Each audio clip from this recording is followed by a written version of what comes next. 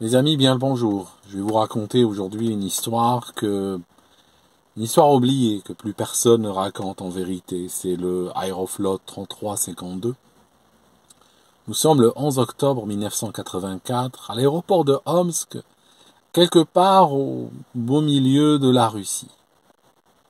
Il y a un aéroport qui est assez mal tenu. Nous sommes à l'époque soviétique et le facteur humain va jouer un rôle très important. D'ailleurs, cette histoire, quelque part, elle va nous rappeler cette tragédie qui a emporté le PDG de Total à l'aéroport de Moscou. Très tôt le matin, il y a le contrôleur Sol qui sort de sa cité et doit se diriger vers son lieu de travail, la tour de contrôle de l'aéroport d'Omsk. Tour de contrôle qu'il n'atteindra jamais, parce que tout simplement, il n'y a pas de bus ce matin-là. Alors il attend, dans un arrêt bondé, puis comme le bus ne se montre pas, il réalise qu'il ne sera pas à l'heure. Alors il va trouver une cabine téléphonique, il appelle l'aéroport et il dit à ses collègues, écoutez, faites le briefing sans moi, je viens quand je viens. Le briefing, c'est une occasion pour les uns et les autres de se réunir, de discuter, de rafraîchir les mémoires sur ce qui va se passer durant la journée.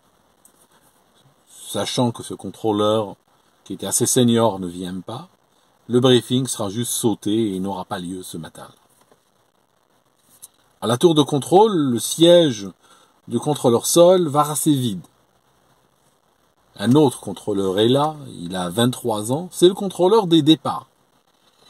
Ce contrôleur manque de sommeil. Il a 2 enfants qui dorment pas, qui le réveillent la nuit, 2 enfants en bas âge.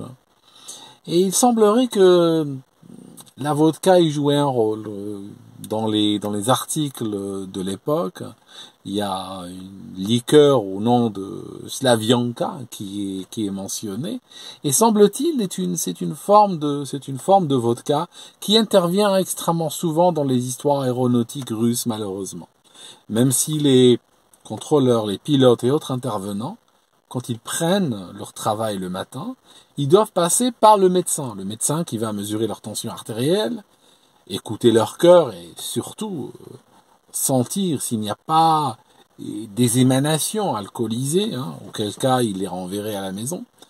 Mais généralement, ce que font les professionnels, c'est une fois qu'ils passent les contrôles, c'est là qu'ils commencent à écluser. Donc il semblerait que la vodka y jouait un rôle non négligeable.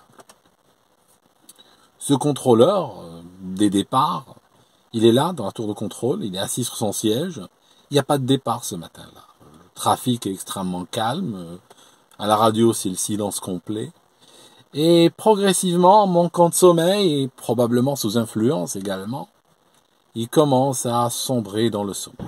Il va tomber sur son pupitre et il va dormir profondément.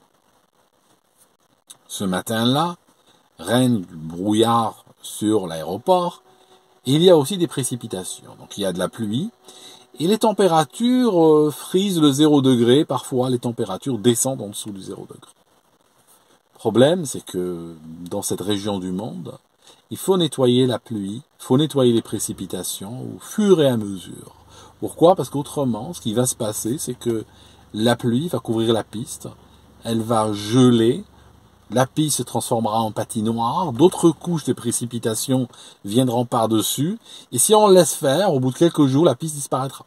Et on ne la reverra que plus tard, lors du dégel au mois de mars.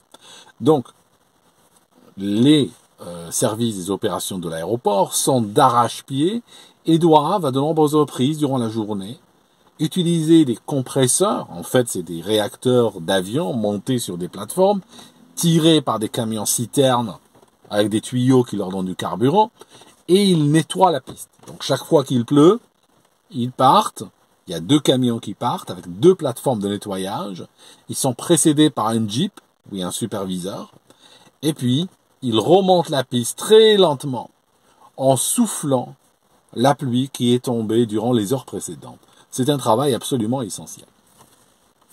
Il y a d'autres contrôleurs, comme le contrôleur des arrivées et tout ça, mais le contrôleur des arrivées, il a un souci. Il ne voit pas les installations. Il ne voit pas la piste. Il n'est pas dans la tour de contrôle. En réalité, ce n'est pas tous les contrôleurs qui sont dans la tour de contrôle. Parfois, on a des contrôleurs qui ne sont même pas à l'aéroport, qui sont dans des bâtiments qui peuvent se trouver à des kilomètres de l'aéroport. Généralement, dans la tour de contrôle, on va trouver le contrôleur sol, on va trouver le contrôleur qui va autoriser les atterrissages et les décollages, mais les autres ne sont pas nécessairement dans la tour. Ils peuvent être à l'aéroport ou bien loin de celui-ci, mais ils ne voient pas les installations. Quand les camions qui doivent aller faire donc le nettoyage de la piste décident de bouger, ils contactent tout naturellement le contrôleur sol. Celui-là n'est pas là ce jour-là.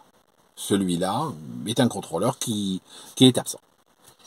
Ils vont donc se rapprocher du contrôleur qui donne les autorisations de départ, et celui-ci, avant de s'endormir, leur dit, écoutez, allez-y, si vous voulez, allez-y.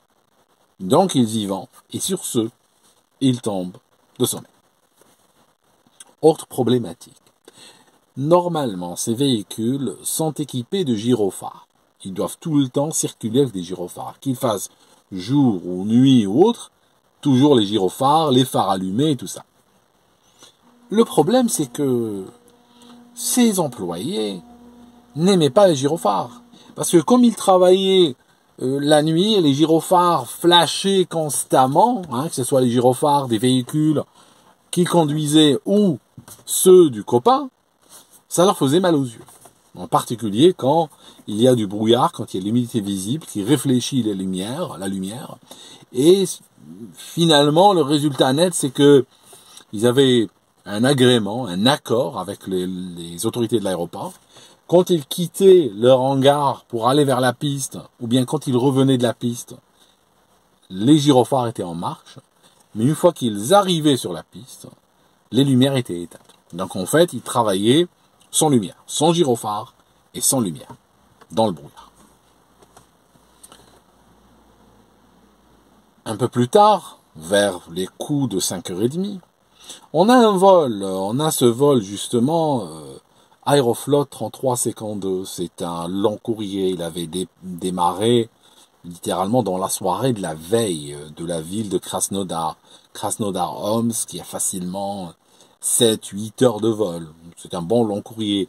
L'avion est un Tupolev 154. Il ressemble de loin à un Boeing 727. Il a 3 réacteurs à l'arrière et il est bourré de monde. Il y a 178 personnes à 100 bord. Les pilotes contactent le contrôleur d'approche qui va donc les guider, les autoriser à s'aligner sur l'axe de l'approche. Et à un moment donné, il veut vérifier si la piste est vide. Donc il prend le téléphone et il appelle son collègue, parce que lui ne voit pas la piste.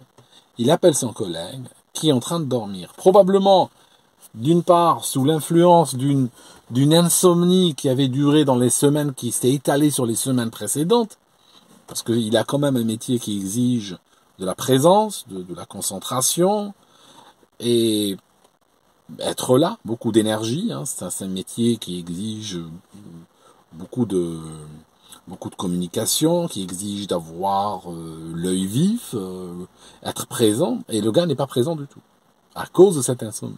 Et en plus, comme il avait probablement consommé de la vodka, il est tombé raide sur son pupitre. Le téléphone sonne, il décroche au bout de la 15e sonnerie. Il y a son collègue qui lui dit « André, la piste, André, la piste ». Il répond un mot, la piste c'est ok ou quelque chose comme ça. C'est un mot qui a été débattu par la suite dans un procès fleuve. Et il raccroche. Quand il raccroche, il n'aura plus aucun souvenir d'avoir eu cet appel. Probablement, durant son sommeil, il a décroché, il a entendu une question ou pas, il a dit oui, c'est ok, il a raccroché, il a continué à dormir. Le contrôleur d'approche, donc, des arrivées, va autoriser l'Aeroflot 3352 à atterrir. Les pilotes commencent leur approche. Gênés eux aussi par les lumières de l'avion, ils vont éteindre les phares de l'avion, de sorte que les ouvriers qui sont sur la piste ne ne voient même pas des phares se dessiner dans le brouillard. Les pilotes vont allumer les phares littéralement juste avant de toucher les roues. Dans ce cas-là, il n'y a plus rien qui s'oppose à la tragédie. Mais en plus, les ouvriers n'avaient pas de radio pour communiquer avec la tour de contrôle. La communication se faisait par un système rudimentaire d'une sorte de lampe qui était sur la tour, et quand la lampe était allumée, ça veut dire qu'il était temps de quitter la piste. C'est tout. En plus, une radio avec le bruit, le vacarme qu'il y avait là, ça n'aurait servi peut-être à rien. L'avion pose, touche, donc on est dans une situation à forte énergie. Les pilotes n'ont même pas le temps de commencer à freiner que soudainement vont surgir ces véhicules, vont surgir du brouillard et remplir complètement le hublot. Il y a des cris dans le cockpit, ça crie attention, une voiture, un véhicule, à droite, etc. Il y a ça va très rapidement commencer à donner des ordres dans tous les sens, mais c'est trop tard. Il n'est pas possible d'éviter ces véhicules. L'avion va frapper ces véhicules-là de plein fouet.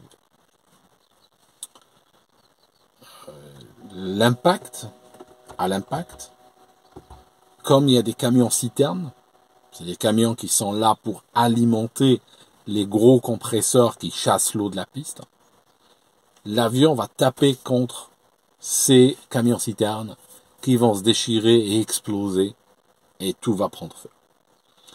Les pilotes qui sont dans le cockpit vont perdre le contrôle, vont voir le sol tourner de 180 degrés, vont taper contre le sol. Quand ils voudront ouvrir la porte du cockpit, elle est fermée, ils ne pourront pas l'ouvrir, donc ils vont ouvrir un hublot et ils vont réussir à sortir. Donc il y a 4 pilotes qui réussiront à sortir. Enfin, il y a le commandant de bord, le copilote, un mécanicien navigant, et il y a aussi un navigateur qui était là avec eux. Donc ceux-là vont réussir à s'extraire. De la ville, de l'aéroport et de la ville, arrivent des camions de pompiers arrivent en masse, tous ceux qui sont dans un rayon de plusieurs kilomètres vont arriver à l'aéroport d'Omsk, commencer à utiliser leur lance à incendie, essayer de sauver du monde. Ils réussissent à extraire 16 personnes du Tupolev. Toutes ces 16 personnes sont brûlées à des degrés divers, mais à des degrés assez sérieux. Assez rapidement, dans les heures qui viennent, ces 16 rescapés qu'ils ont réussi à extraire, il y en a 15 qui vont décéder. De ces rescapés, il y aura seulement une personne qui aura la vie sauve, mais qui sera brûlée sur une bonne partie de son corps, et puis il perdra une jambe. Le bilan est assez effarant. Cette personne qui a été secourue et qui a perdu une jambe est la seule personne qui était dans la cabine de l'avion, on ne parle pas de ceux qui étaient dans le cockpit, qui a eu la vie sauve. Tout le reste, tout le monde est mort. Dans l'avion, il y a 174 morts. Ça a fait un bilan absolument effarant pour ce que c'est. Au sol, les gens qui étaient là, qui pilotaient ces camions, leurs superviseurs, n'ont pas eu le temps de fuir. L'avion a surgi littéralement à la dernière seconde. Ils étaient en train de nettoyer dans un vacarme énorme. Ils n'ont même pas entendu l'avion arriver et soudainement ils ont été percutés par. Il y a 4 morts au sol. Donc le bilan de la tragédie, c'est 178 morts. Ce crash-là, le Aeroflot 3352, est le pire crash en Russie, avec ses 178 morts. Il y a eu d'autres crashs, plus graves même, impliquant Aeroflot, mais si on parle des crashs ayant survenu sur le sol russe, c'est le plus grave, et je pense jusqu'à aujourd'hui, il reste le plus sérieux. Par la suite, il y a eu des procès fleuves avec d'énormes dossiers. Il y a une douzaine de dossiers qui ont été remplis de témoignages, de photos, d'histoires et tout ça. Les contrôleurs ont été condamnés.